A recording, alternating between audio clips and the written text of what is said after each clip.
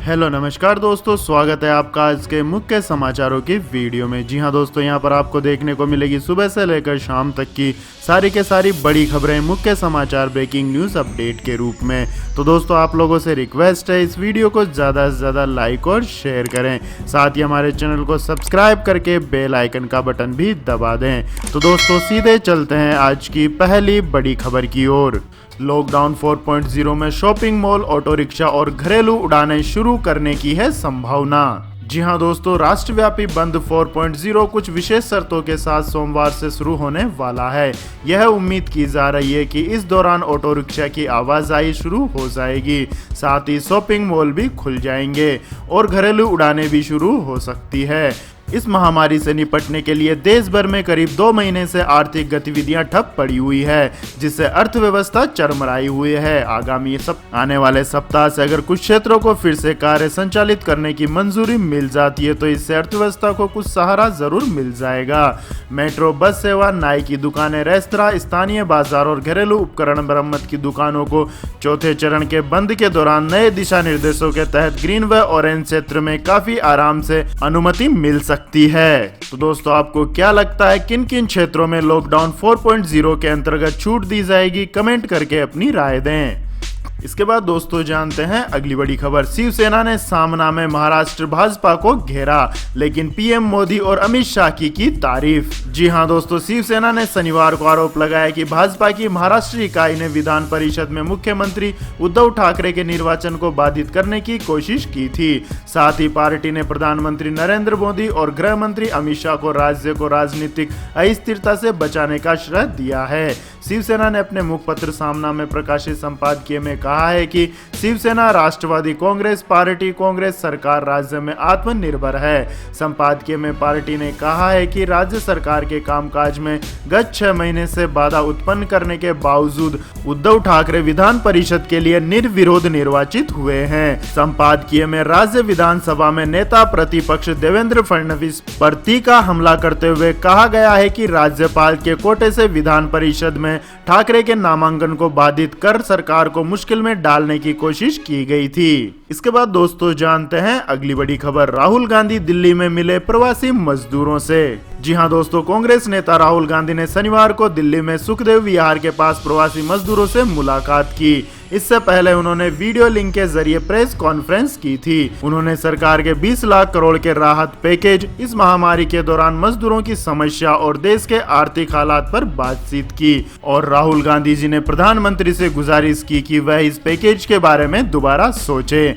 उन्होंने direct bank transfer सोचने की बात कही, मनरेगा के तहत 200 दिन का रोजगार देने की भी बात कही, किसानों को पैसा सीधे ट्रांसफर किया जाए।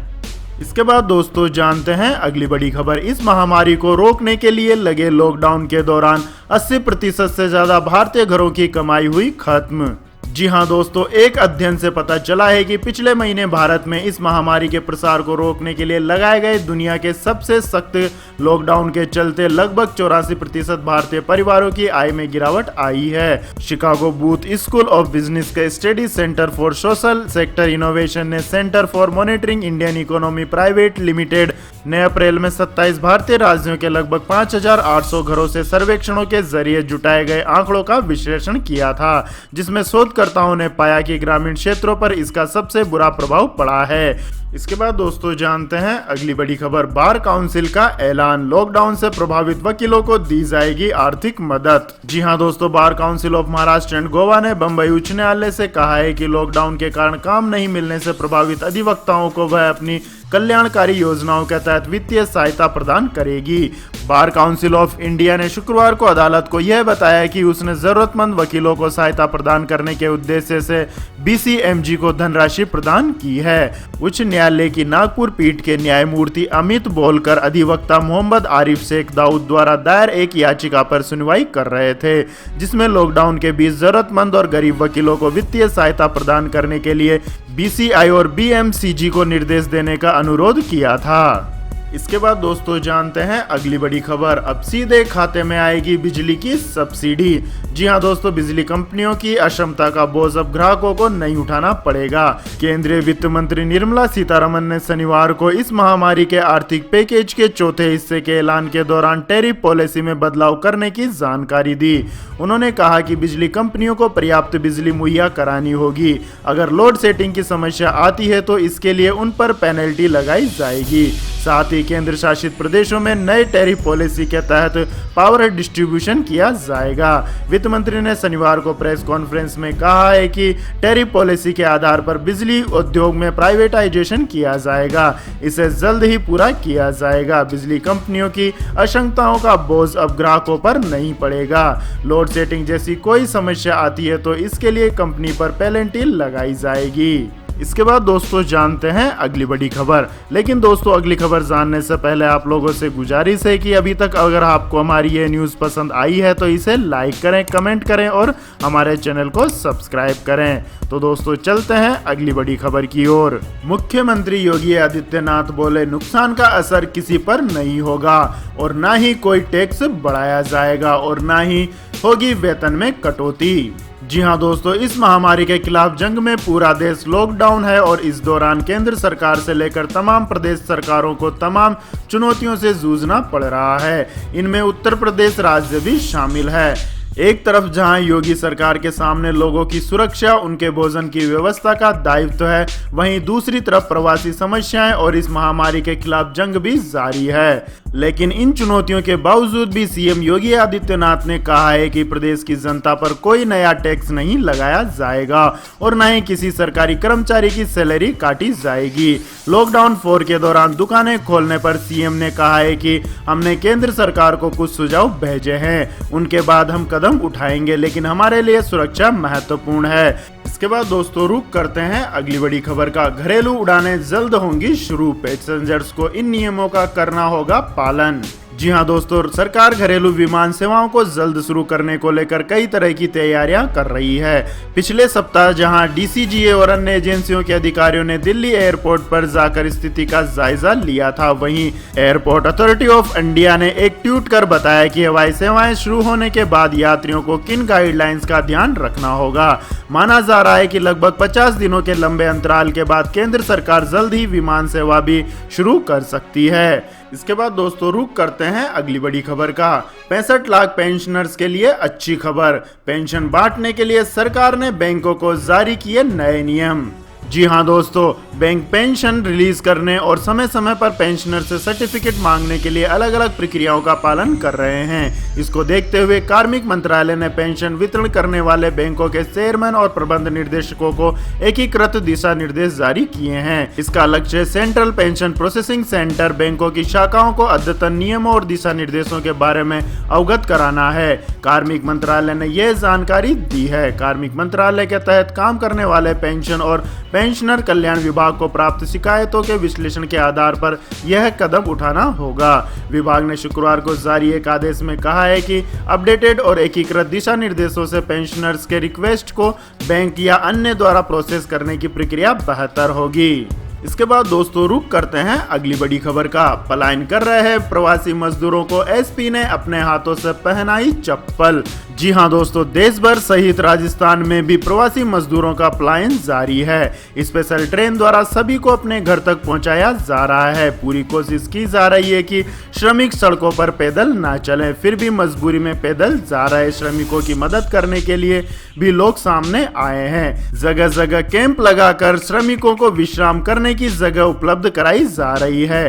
खाने पीने और कपड़े तक उपलब्ध कराए जा रहे हैं। ऐसे ही एक तस्वीर जयपुर के ट्रांसपोर्ट नगरा रोड पर पलायन कर रहे प्रवासी श्रमिकों के लिए एसपी पुष्पेंद्र सिंह राठौर खुद सामने आए। उन्होंने जरूरतमंद मजदूरों को अपने हाथों से चप्पल पहनाई, साथ ही जरूरत का सामान भी उपलब्ध करवाया। इसके बाद दोस्तों जानते हैं अगली बड़ी खबर। भारत को वेंटिलेटर दान करेगा अमेरिका। ट्रंप बोले, हम पीएम मोदी के साथ हैं खड़े। जी हां दोस्तों, अमेरिका के राष्ट्रपति डोनाल्ड ट्रंप ने कहा है कि मुझे यह कहते हुए गर्व महसूस हो रहा है कि अमेरिका अपने दोस्त भारत को वेंटिलेटर दान करेगा। हम इस महामारी के दौरान भारत और पीएम मोदी के साथ खड़े हैं। हम टीके को विकसित करने पर भी सहयोग कर रहे हैं। मिलकर हम इस ना दिखने वाली बीमारी को हरा देंगे। डोनाल्ड ट्रंप ने यह भी कहा है कि इस साल के अंत तक इस महामारी का टीका विकसित होने की संभावना है।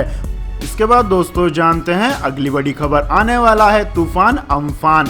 8 राज्यों में जारी अलर्ट, तेज हवाएं और बारिश मचा सकती है तबाही। जी हां दोस्तों, इस महामारी को रोकने के लिए चल रहे देशव्यापी लॉकडाउन के बीच मौसम विभाग ने तूफान की चेतावनी जारी की है। मौसम वैज्ञानिकों की माने तो बंगाल की खाड़ी के जरिए तूफान अम्फान भारत में घुस सकता है। इससे तटीय राज्यों में तेज हवाएं चलने के साथ भारी बारिश की भी संभावना है।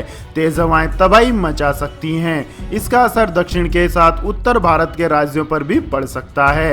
8 राज्यों में अलर्ट जारी किया गया है। स्काईमेट वेदर की रिपोर्ट की माने तो तूफान के कारण आज पूर्वी मध्य प्रदेश, मराठवाड़ा, आंतरिक कर्नाटक और तटीय आंध्र प्रदेश में 1-2 स्थानों पर हल्की वर्षा के आसार हैं, जबकि पूर्वोत्तर भारत के शेष हिस्सों, उप हिमालय, पश्चिम बंगाल, सिक्किम, जम्मू कश्मीर, मुजफ्फराबाद और गिलगिट बल्टिस्तान में भी बारिश होने की संभावना है। रिपोर्ट के मुताबिक एक ट्रफ पूर्वी मध्य प्रदेश से मराठवाड़ा होते हुए दक्षिण आंतरिक कर्नाटक तक बना हुआ है। पश्चिमी राजस्थान पर एक चक्रवाती हवाओं का क्षेत्र बना हुआ है। एक अन्य चक्रवाती सिस्टम दक्षिणी असम के ऊपर भी दिखाई दे रहा है। इसके बाद दोस्तों जानते हैं अगली बड़ी खबर, वुहान में फिर सामने आए इस महामारी के नए मामले, चौंकाने वाले हैं लक्षण, लोगों को सता रहा है डर। जी हां दोस्तों, इस महामारी के नए केस सामने आने के बाद चीन वुहान की पूरी आबादी का टेस्ट करवा रहा है। टेस्ट सेंटरों पर बड़े पैमाने पर भीड़ जुट रही है, जिसके चलते लोगों को पुनः संक्रमित होने का डर सता रहा है।